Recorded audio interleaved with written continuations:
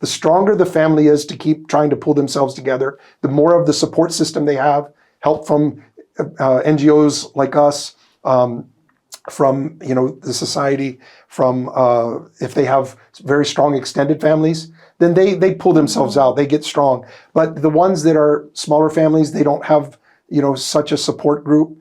We have to try to catch them from falling through the cracks, because it will lead the child to having the kind of trauma that will physically and emotionally take a toll, so that later, as they get older, they will suffer in school. Their lessons, literally their intelligence from not having nutrition will be affected. Their opportunities to get out of poverty will be affected.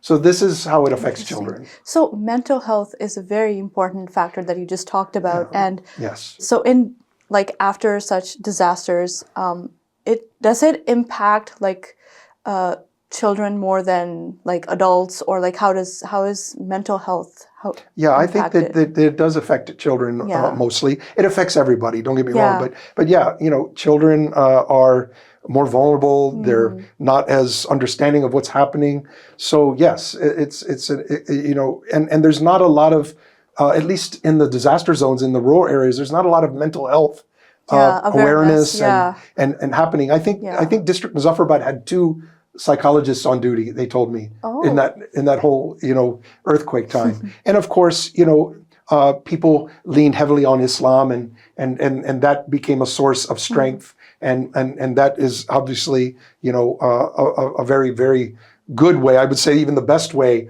to help yourself get out of these things, through prayer and reading the Quran, and then letting that strength guide you forward. But even that is, in a disaster zone when you've lost everything, is very difficult to get out of on your own.